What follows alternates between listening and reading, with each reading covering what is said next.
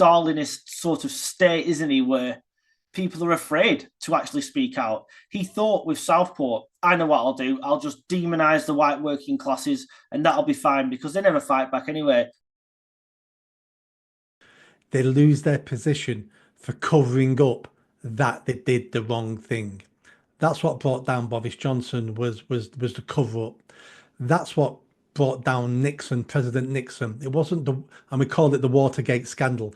It wasn't the fact that his whoever they were acting illegally and breaking into hotels looking for evidence. That didn't bring him down. What brought him down was the cover up of trying to hide what went on. And I think that's what's going to bring down Keir Starmer.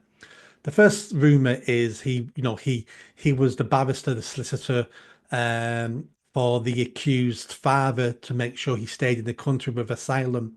Now, if that turns out to be true, it's not a nice look, but do you know what? He was a barrister.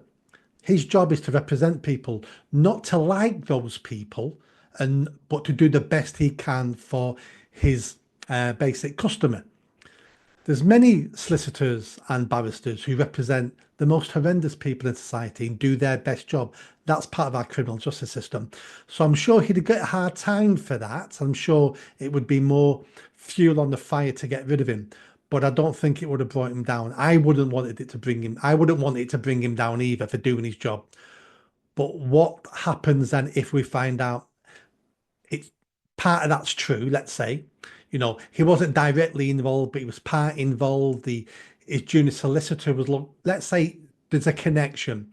What will bring him down is the cover up of him trying to make it look like he wasn't involved and him hiding the facts. That will bring him down. Is always the cover up. It seems to be every politician's default position, doesn't it? Let's cover it up. Let's pretend it's not happening. Let's just tell people this is happening when actually you can see right in front of your eyes what's going on. As I just said, the rumours about Starmer being that guy's barrister, the father's barrister, from what I'm hearing, isn't true. Now, whether there's any connection whatsoever, that's a different matter. I don't know. There might be some connection. But people are so afraid to talk about it that these questions simply aren't being put to Starmer because he's creating this Stalinist sort of state, isn't he, where people are afraid to actually speak out. He thought with Southport, I know what I'll do. I'll just demonize the white working classes and that'll be fine because they never fight back anyway. And lo and behold, people have started. I mean, all right, I don't condone the violence of setting fire to hotels, etc.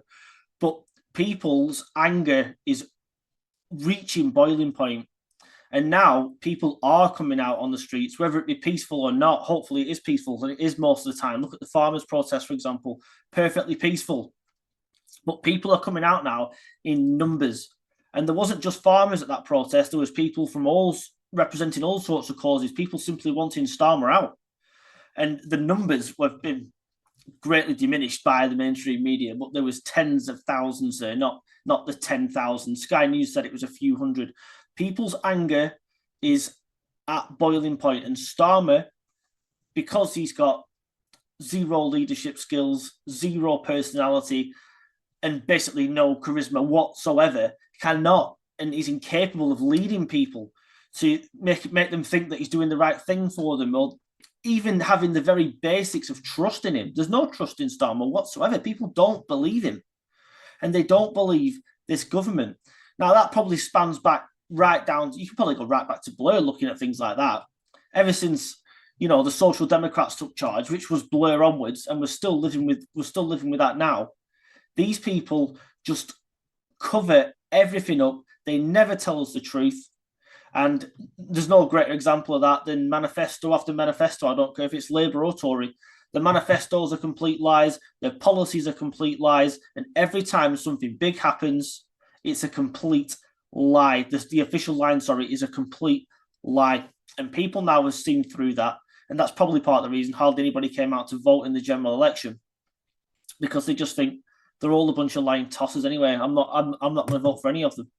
And Starmer's probably reaping the whirlwind of that, not because his cover-ups are any worse than what, Blair taking us to an illegal war or something like that, but because he's now people are at the end of the tethers, put it that way, and they've had enough.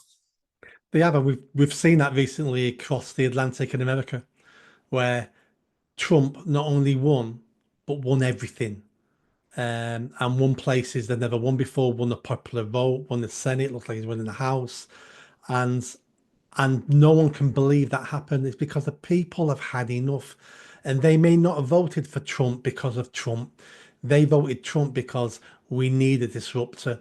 We can't keep on with what we've got. So that protest vote is out there, and we'll discover that in May at the local elections and at the next general election.